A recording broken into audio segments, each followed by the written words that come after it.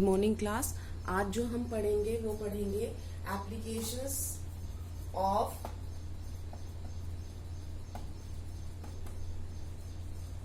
Kohlrausch law. हमने first application कर दी थी, आज हम करेंगे सेकंड एप्लीकेशन। सेकंड एप्लीकेशन है calculation of degree of dissociation. इसका मतलब ये है कि कोई इलेक्ट्रोलाइट है, वीक इलेक्ट्रोलाइट है, तो कितना डिसोशिएट हुआ है वो डिग्री निकालना। तो ये डिग्री निकालने के लिए सीधा क्या होता है, अल्फा। अल्फा होता है डिग्री ऑफ डिसोसिएशन और उसका फॉर्मूला होता है molar conductivity at any concentration और molar conductivity at infinite concentration. ठीक है, तो हम इसमें लिख सकते हैं क्या क्या चीज है। अल्फा आपको पता ही है क्या है, degree of dissociation of weak electrolyte, molar conductivity at any concentration, और इसी तरीके से आप इसको कर दोगे molar conductivity at infinite concentration. ठीक है, इसमें न्यूमेरिकल कैसे आएंगे, इससे फॉर एग्जांपल हम एक न्यूमेरिकल लेते हैं। तो ये जो हमने न्यूमेरिकल लिखा है एक बार समझ लेते हैं। सबसे पहले क्या दिया है कि at 291 kelvin limiting molar conductivity of ammonium chloride NaOH और NaCl गिवन है और हमें किसी भी कंसंट्रेशन पे NH4OH की दे रखी है मोलर कंडक्टिविटी। उसके बाद कैलकुलेट करना है हमें अल्फा और percentage dissociation of ammonium hydroxide. अब सबसे पहले तो ये देखो, आपके पास infinite dilution for ammonium hydroxide नहीं है, इसके लिए नहीं है ना आपके पास। तो सबसे पहले आप क्या कहेंगे, कोलराउस लॉ से आप इसका पहले इनफाइनाइट डाइल्यूशन के ऊपर जो मोलर कंडक्टिविटी है वो निकालेंगे। ठीक है, तो हम कैसे करते हैं, शुरू करते हैं हम अकॉर्डिंग टू कोलराउस लॉ। अब कोलराउस लॉ क्या कहता है कि इसके अंदर कौन कौन सा होंगे आयंस, अमोनियम प्लस और Cl माइनस की आयनिक कंडक्टिविटी होगी, इसमें Na और OH की, इसमें Na और Cl की। हमें क्या चाहिए, NH4OH। तो अगर मैं यहीं पर शुरू कर देती हूँ आंसर लिखना। अब हम क्या करेंगे, अब आप ये देखो हमें किसका चाहिए, हमें तो किसका चाहिए, हमें चाहिए NH4OH का। ठीक है ना, तो हमें NH4 प्लस वाला एक पॉजिटिव में चाहिए और एक OH माइनस पॉजिटिव में चाहिए। तो देखो कहां पर है, ये वाली टर्म आ गई, ये पॉजिटिव चाहिए, इसका मतलब इसको जोड़ना है। अब यहाँ पर OH है तो इसका मतलब इन दोनों को जोड़ना है और इनको घटा देना है। तो होगा क्या, देखो plus Na minus Na cancel out हो जाएगा, plus Cl minus Cl minus cancel out हो जाएगा। इसका मतलब हमें इन दो टर्म्स को जोड़ना है और इसको माइनस करना है। आप सीधा सीधा इसको लिख दीजिए कि NH4Cl वाला जोड़ना है, NaOH वाला जोड़ना है और माइनस क्या करना है, NaCl वाला। तो आपने किया ये सब 129.8 प्लस में 217.4 माइनस 108.9। तो आपका जो ये आ चुका है, ये आ गया है अप्रोक्सीमेट 238.3 साइमन सेंटीमीटर स्क्वायर पर मोल। देखो हमारे पास ये वैल्यू आ चुकी है, एट एनी कंसंट्रेशन वैल्यू दी हुई है। ठीक है, आपकी स्टेटमेंट आप दोबारा रीड करेंगे तो आपको पता चल जाएगा वो दी हुई है। तो अब हम क्या करेंगे, अब हम लिखेंगे अल्फा, अल्फा निकालेंगे हम। तो जो अल्फा है वो क्या था, molar conductivity at any concentration और molar conductivity at limiting molar conductivity मतलब इनफाइनाइट डाइल्यूशन। तो C की वैल्यू जो कंसंट्रेशन की वैल्यू थी वो दी हुई थी 9.33 और ये जो हमने अभी थोड़ी देर पहले निकाली थी ये थी 238.3। ठीक है, जो हम इसे कैलकुलेट कर रहे हैं तो हमारी वैल्यू आ रही है 0.0392। अब उसने क्या पूछा था, परसेंटेज डिसोसिएशन। तो आपको ये पता चल गया कि ये इतना है, या तुम ये समझ लो अल्फा एक तरीके से क्या है, फ्रैक्शन है कि कितने पार्टिकल इसमें डिसोशिएट हुए। जैसे आपसे कोई पूछे कि आपकी क्लास में कितने बच्चे आए थे तो आप कहोगे हाफ आए थे, तो 1/2। तो परसेंटेज में पूछेंगे तो क्या कर देंगे, 1/2 इंटू में 100 50%। तो हम यही करेंगे सिंपल। आपकी जो वैल्यू आई है 0.0392, इसमें क्या कर देंगे हम 100 मल्टीप्लाई कर देंगे तो क्या आ जाएगी, ये परसेंटेज आ जाएगी। तो कितनी परसेंटेज आई, 3.92%। कंप्लीट हो गया आपका क्वेश्चन, समझ में आ गया होगा। अब आते हैं हम तीसरी एप्लीकेशन पर। तीसरी एप्लीकेशन जो है, आते हैं तीसरी एप्लीकेशन पर। तीसरी एप्लीकेशन जो थी वो है कैलकुलेशन ऑफ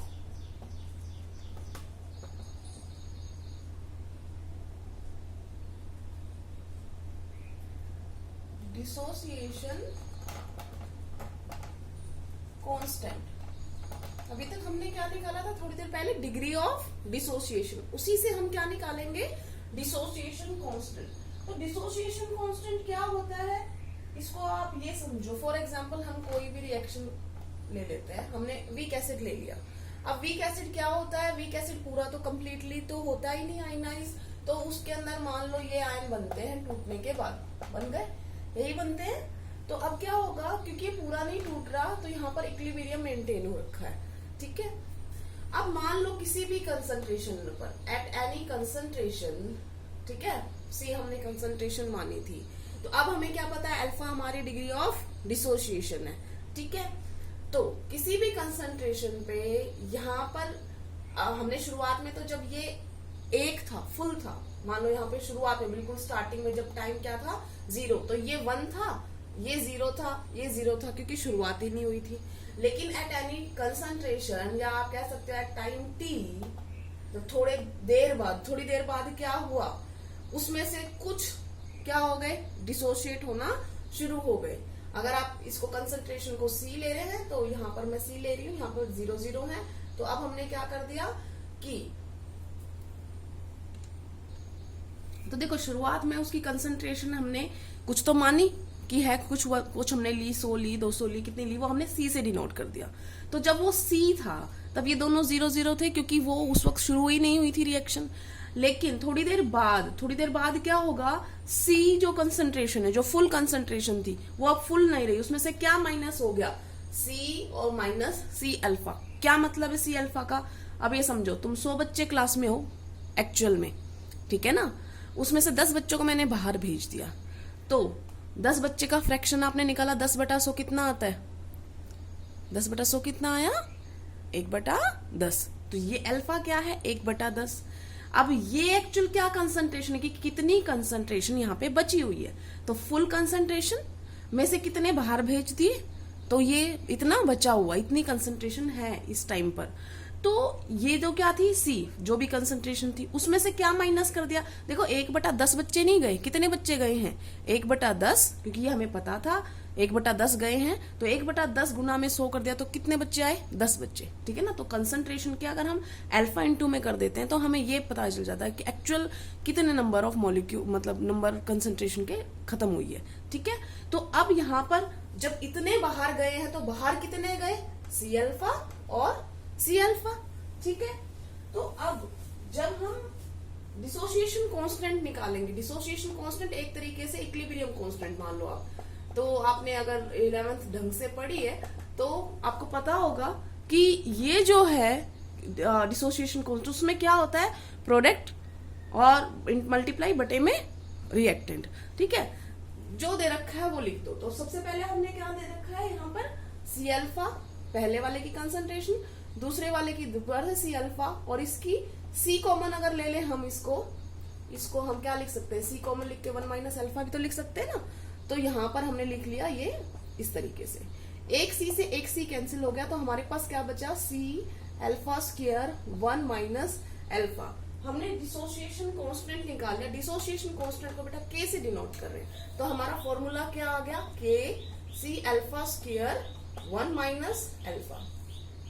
तो देखो अगर कोई कहता है कि भाई सेंटी नॉर्मल कंडीशन, अभी जो थोड़ी देर पहले क्वेश्चन किया था उसमें आता सेंटी नॉर्मल मोलर सॉल्यूशन है, या सॉरी सेंटी मोलर सॉल्यूशन है, तो सेंटी मोलर का मतलब कंसंट्रेशन दी हुई है यहाँ पर, उसके बाद अल्फा आपने निकाल लिया था, तो आप उस समय से अगर कोई आपसे डिसोसिएशन कांस्टेंट होता है तो वो आप निकाल सकते हो। ठीक है, अब आते हैं हम फोर्थ एप्लीकेशन पे। मैं इसका न्यूमेरिकल छोड़ रही हूँ क्योंकि इसमें सिर्फ वैल्यूज पुट करनी है, आप इसका न्यूमेरिकल खुद कर सकते हैं। दूसरी बात क्या है कि ज्यादातर जो आपके बोर्ड में क्वेश्चन आते हैं वो आपकी पहली एप्लीकेशन से आते हैं, या ज्यादा से ज्यादा आ गया तो दूसरी एप्लीकेशन से आते हैं। ठीक है, तो वो मैंने बहुत अच्छी तरीके से आपको करा दिया। उसके बाद आते हैं हम फोर्थ एप्लीकेशन पर। फोर्थ एप्लीकेशन जो है वो है बेटा कैलकुलेशन ऑफ solubility of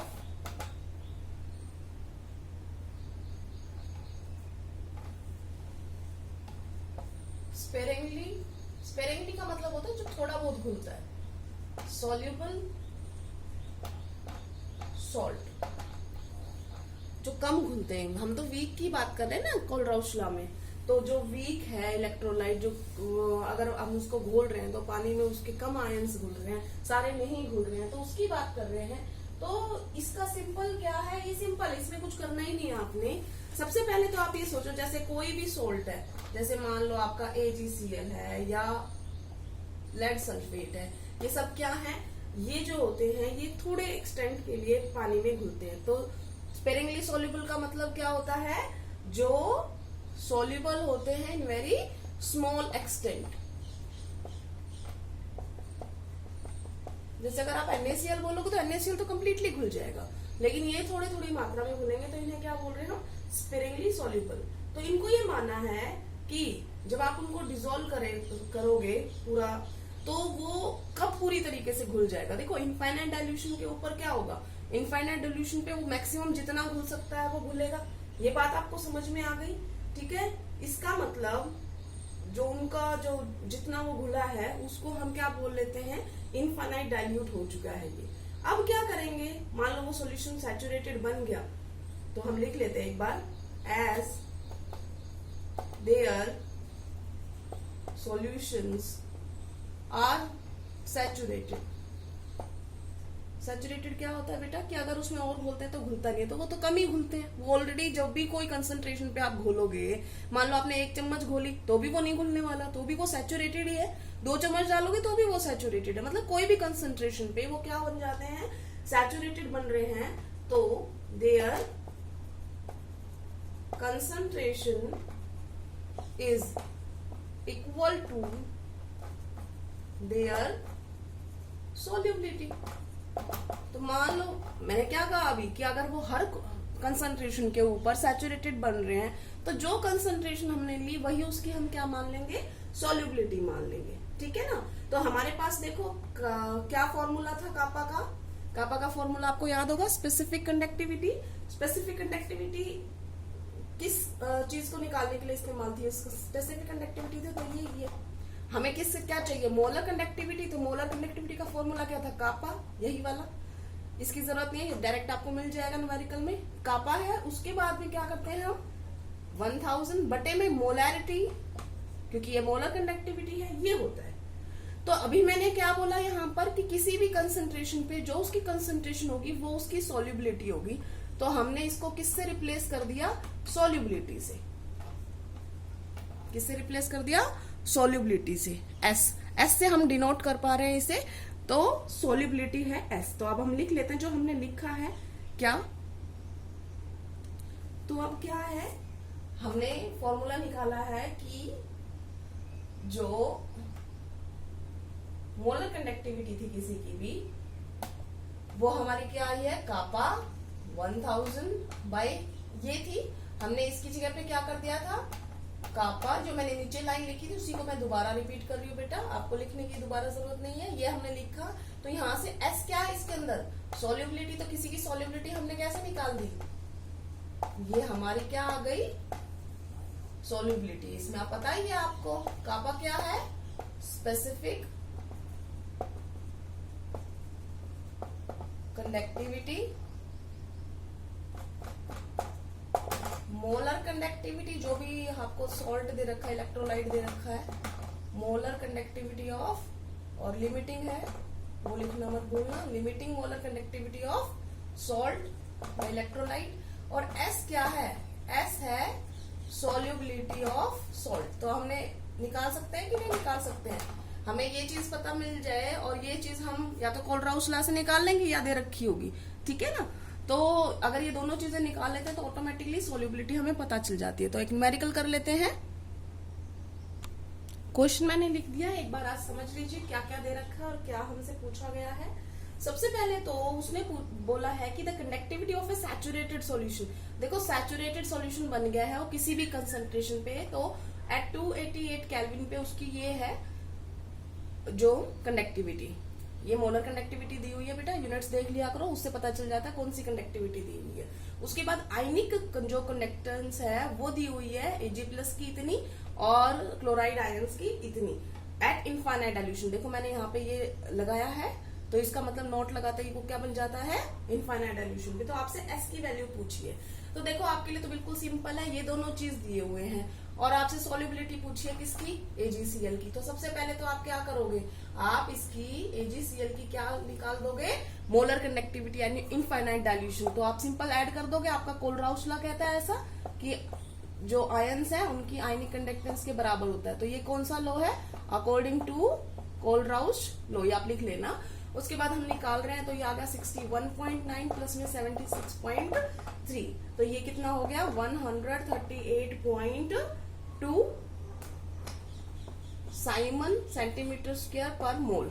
ठीक है, आपके पास ये वैल्यू आ चुकी है। आपने सॉल्युबिलिटी पूछी थी, सॉल्युबिलिटी का क्या फॉर्मूला था, कापा इनटू में 1000 बटे में यहाँ पर क्या थी, लिमिटिंग मोलर कंडक्टिविटी। तो कापा क्या है, देखो यहाँ पे कंडक्टिविटी दे रखी है, और सॉरी यहाँ पर यूनिट्स ही गलत लिख रखी है, कंडक्टिविटी ठीक है, साइमन पर सेंटीमीटर दी हुई थी, मैंने गलती से लिख दी थी बेटा, इसको ठीक कर लेना। तो ये हमारी कौन सी हो गई फिर, अगर ये यूनिट्स है तो ये हमारी स्पेसिफिक कंडक्टिविटी है। तो अब ये जो दे रखी है ये हमारी लिमिटिंग मोलर कंडक्टिविटी, ये हमने अभी निकाल ली। ठीक है, ये वैल्यू पुट कर देंगे हम। हमें कापा दिया हुआ है, कापा कितना है, कापा आप लिख लो 1.382 10 की पावर 6। ये कितना है 138.2, ये कितना है 1000। आप जब पूरा सॉर्ट आउट करोगे तो ये आ रहा है 10 की पावर -5। तो ये जो आ गया ये कितने पे आया है, मोल पर लीटर। ये इसकी सोल्यूबिलिटी आ गई है। ठीक है, अगर कोई आपसे पूछे कि मेरे को तो मोल में मत बताओ, मेरे को तो ग्राम में बताओ, तो आपने क्या करना, आपको पता है 1 मोल में कितना AgCl का होता है। 1 मोल में आप निकाल सकते हो मोलर मास ऑफ, यहाँ पे फॉर्मूला मास आएगा क्योंकि AgCl आयनिक कंपाउंड है, तो फॉर्मूला मास ऑफ AgCl, तो इसका 35.5 होता है, इससे 107 होता है, तो ये कितना आ जाएगा 143.5 ग्राम। आप यहाँ तक भी छोड़ सकते हो, लेकिन अगर वो आपसे ग्राम में पूछता है तो के लिए बता रही हूँ। तो ये आ गया आपका, ठीक है, ये मोलर मास है ना, फॉर्मूला मास सॉरी। तो अब ये क्या है, 1 मोल में कितने होते हैं 143.5। तो अगर आप इसको ग्राम पर लीटर में लेना चाहते हैं तो सिंपल 10 की पावर -5 की इंटू कितने से कर दोगे आप 143.5। तो ये कितना आ जाएगा आपका 1.435 इंटू 10 की पावर -3 ग्राम पर लीटर। ठीक है, समझ में आ गया। तो अब जो है हमने निकाल लिया है, ये कितना आया हमारा आंसर 1.435 इंटू में 10 की पावर, ये आपको दिखाई दे रहा होगा, नहीं दिखाई दिया तो मैं दोबारा लिख देती हूँ, 1.435 इंटू 10 की पावर -3 ग्राम पर लीटर। हमने मोल पर लीटर से कन्वर्ट किया है ग्राम पर लीटर में और हमने सोल्युबिलिटी निकाल ली है। उसके बाद जो है ये नेक्स्ट टॉपिक शुरू हो जाएगा। अगला एक आयनिक प्रोडक्ट भी है, बट वो कभी इस्तेमाल नहीं होता, उसमें कभी न्यूमेरिकल नहीं आता, तो वो हम स्किप कर रहे हैं। अगला जो आएगा हमारा इलेक्ट्रोकेमिकल सेल्स आएंगी, उसमें से जरूर क्वेश्चन आता है, तो आप अच्छी तरीके से इनके नोट्स बना लें। उसके बाद हम करेंगे next electrochemical cell. Thank you class.